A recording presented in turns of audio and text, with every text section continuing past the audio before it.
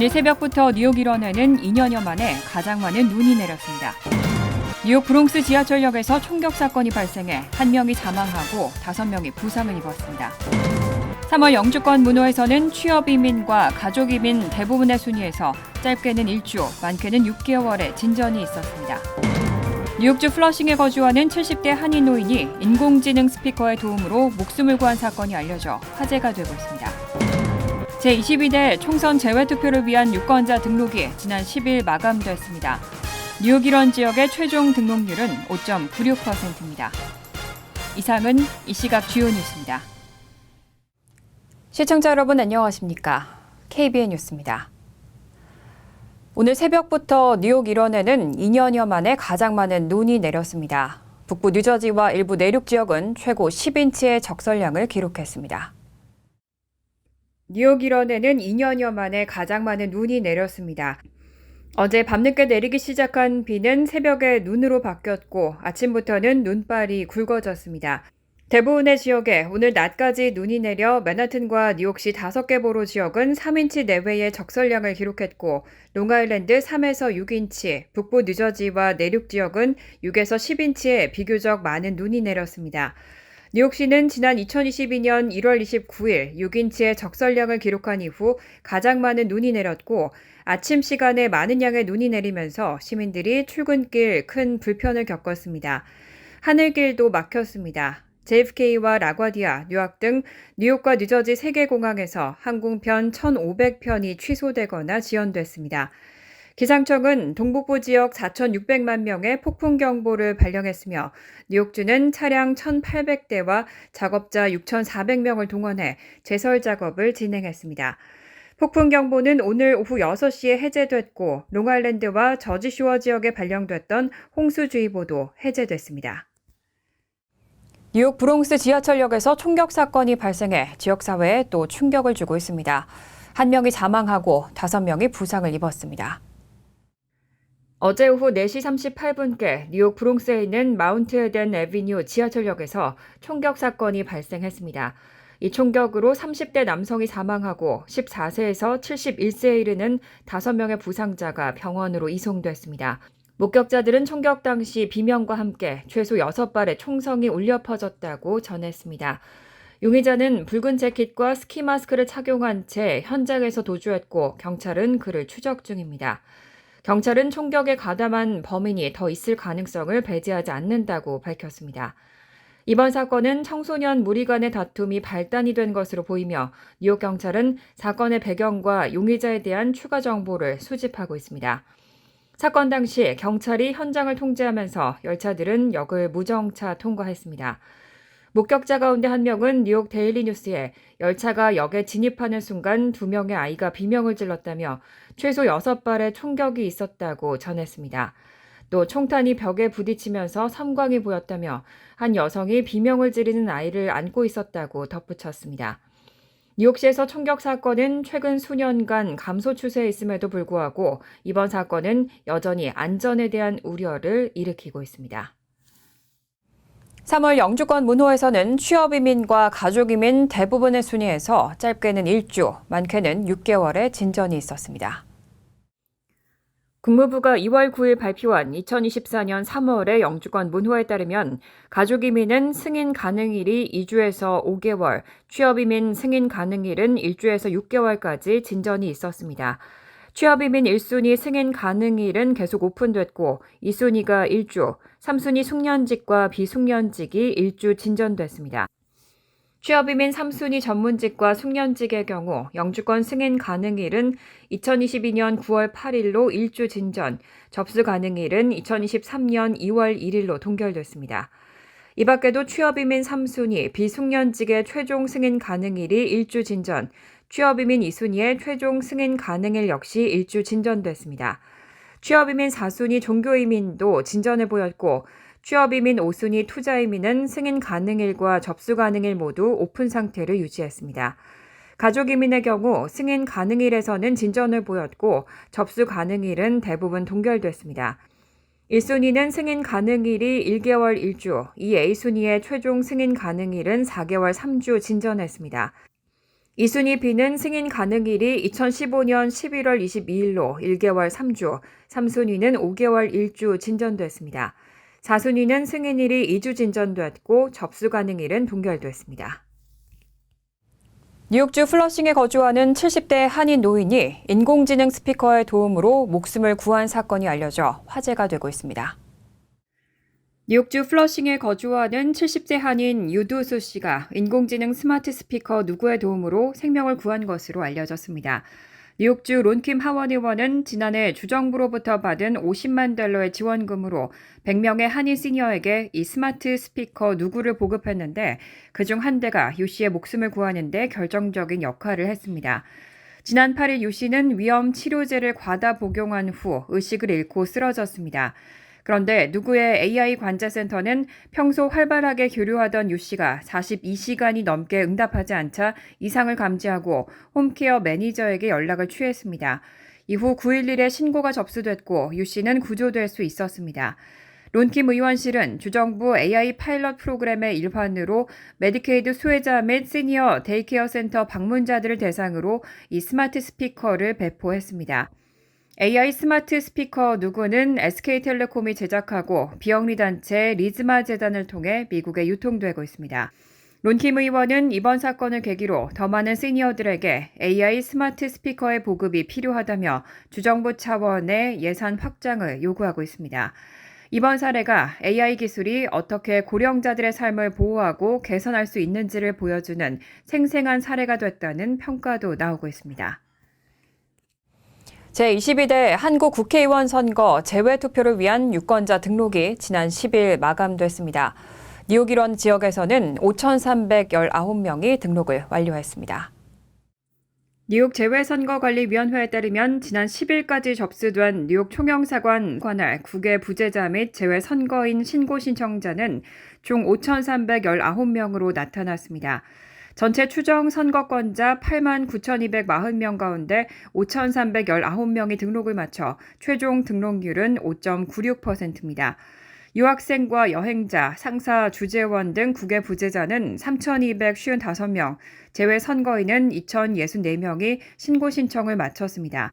접수는 인터넷 접수가 2,683명, 76.79%의 비율로 압도적으로 높았고 순회 접수는 668명, 19.12%, 공간 방문 132명, 3.78%, 전자우편 11명, 0.31% 등이었습니다.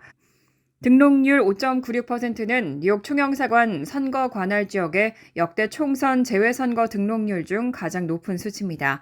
지난 20대 총선 4.22%, 21대 총선 4.59%보다 높은 등록률입니다. 지난 2022년 20대 대선부터 필라델피아 출장소가 생기면서 관할 지역 재외 선거인 수가 줄어든 영향으로 해석됩니다. 중앙선거관리위원회가 집계한 전체 재외선거 신고 신청 결과는 15만 701명입니다. 국외 부재자는 12만 541명, 재외선거인은 3만 160명입니다.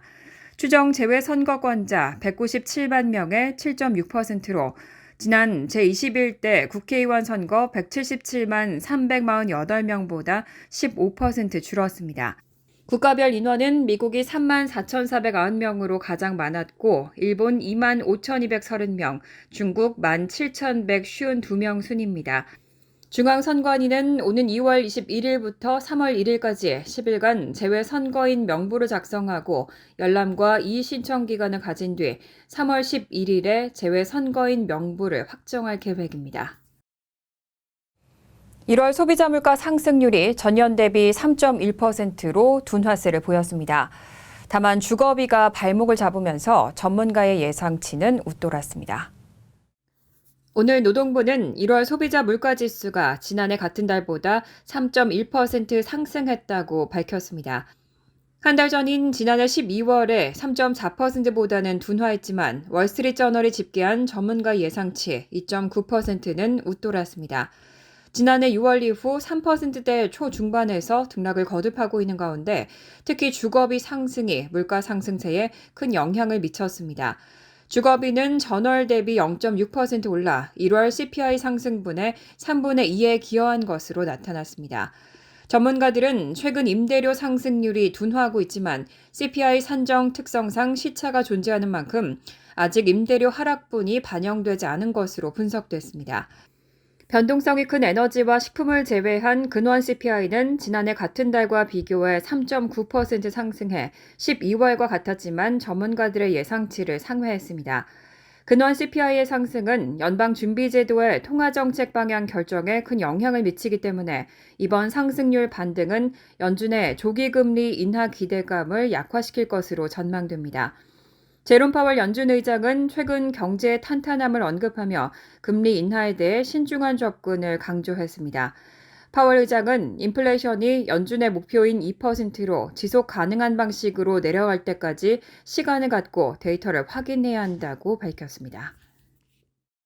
상원이 우크라이나, 이스라엘, 대만에 대한 953억 달러 규모의 특별 해외 지원 법안을 본회의에서 통과시켰습니다. 다만 공화당이 해외 원조를 부정적으로 바라보고 있는 만큼 하원에서는 통과될 가능성이 높지 않다는 전망이 나옵니다.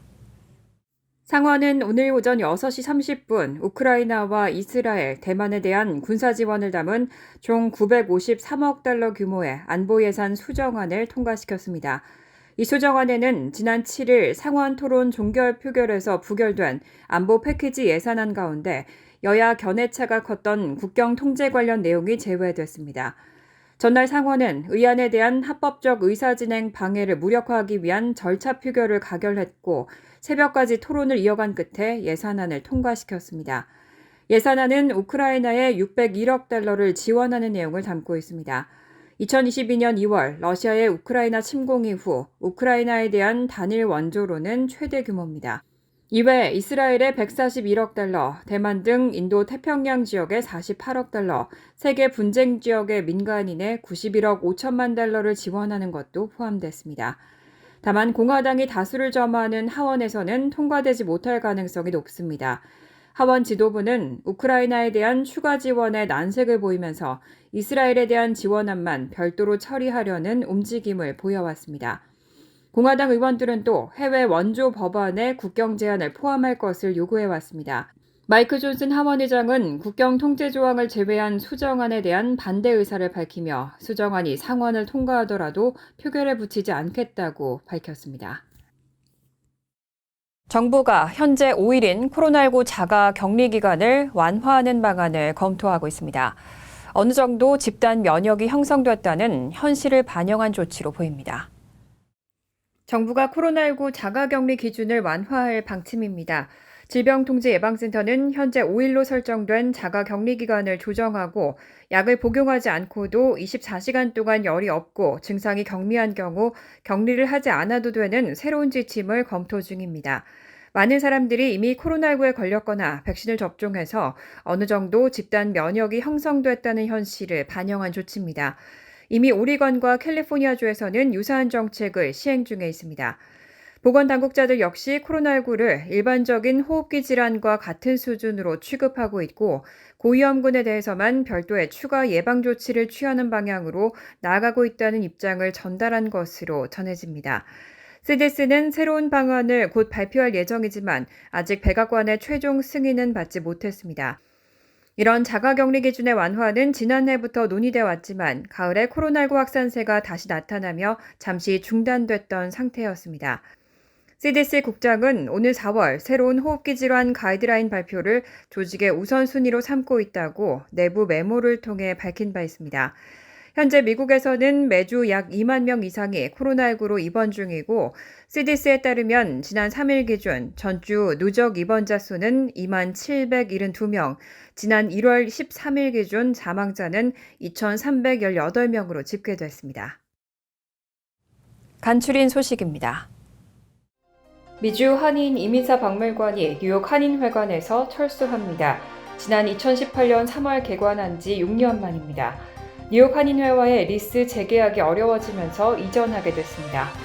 박물관 임대료는 계약기간 6년 중 첫 해와 둘째 해 월 10달러, 나머지 4년은 월 500달러를 납부해왔는데 한인회는 재계약에서 월 6,000달러를 요구한 것으로 알려졌습니다. 한인회는 제한한 임대료는 주변 시세보다 낮은 수준이라며 박물관을 한인회 소속으로 할 것을 제안했지만 박물관 측이 거부했다고 밝혔습니다. 박물관 측은 전시물을 당분간 별도의 장소에 보관하고 장소를 찾을 계획인 것으로 알려졌습니다. 에릭 애담스 뉴욕시장은 통금 대상 망명자 쉘터를 기존 4곳에서 20곳 더 확대한다고 밝혔습니다. 주로 맨하튼에 위치한 쉘터들이며 퀸즈에선 롱아일랜드시티 쉘터 한 곳도 포함됐습니다. 뉴욕시는 JFK 임시 쉘터 등 퀸즈 내 2곳과 브루클린 스톡턴 스트리트 쉘터 등 인근 주민들의 불만이 많았던 4곳에 통금을 적용했는데 이를 20곳 추가 확대하는 겁니다. 이 같은 조치는 최근 타임스퀘어에서 망명 신청자들과 관련한 사건이 잇따라 발생하며 이뤄졌습니다. 통금 확대는 어제부터 시행됐고 이번 통금 확대 조치로 영향을 받는 쉘터 이용자는 약 3,600명입니다. 제임스 제나로 뉴욕시 의원은 지난 8일 폴리비닐 알코올이 함유된 캡슐형 세탁세제 판매와 유통을 금지하는 내용을 골자로 하는 조례안을 발의했습니다. 제나로 의원은 폴리비닐 알코올은 플라스틱의 일종으로 물에 완전히 분해되지 않고 미세 플라스틱으로 방출돼 환경을 오염시킬 수 있는 우려가 제기돼 관련 조례안을 마련하게 됐다며 캡슐형 세제가 간편함과 편리성으로 큰 인기를 얻고 있지만 실상 환경 보호에는 악영향을 끼치고 있다고 발의 배경에 대해 설명했습니다. 조례안이 시행될 경우 뉴욕시는 전국에서 최초로 법으로 캡슐형 세탁세제 판매를 금지하는 도시가 됩니다.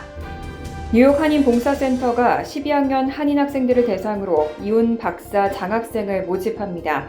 이훈 박사 장학금 프로그램은 뉴욕과 샌프란시스코에서 활발한 활동을 펼쳐온 은퇴 치과 의사인 이철훈 박사가 지역사회 교육 발전에 기여하기 위한 차원에서 지난 2020년 설립됐으며 이번 장학금은 총 3명에게 각각 $5,000씩 전달됩니다.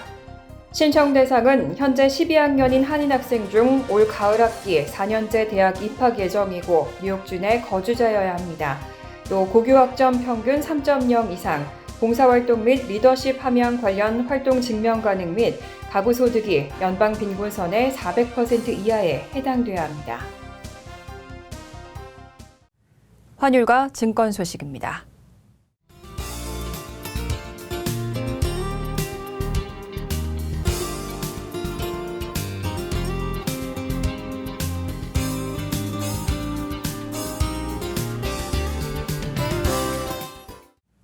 이어서 날씨입니다. 수요일은 화창하겠습니다. 낮 최고 기온은 32도, 섭씨 0도, 밤 최저 기온은 27도, 섭씨 영하 3도로 예상됩니다. 목요일은 오후부터 때때로 눈이나 비가 내릴 가능성이 있습니다. 금요일은 화창하겠습니다. 이상으로 KBN 뉴스를 마칩니다. KBN과 함께 즐거운 저녁 되시기 바랍니다.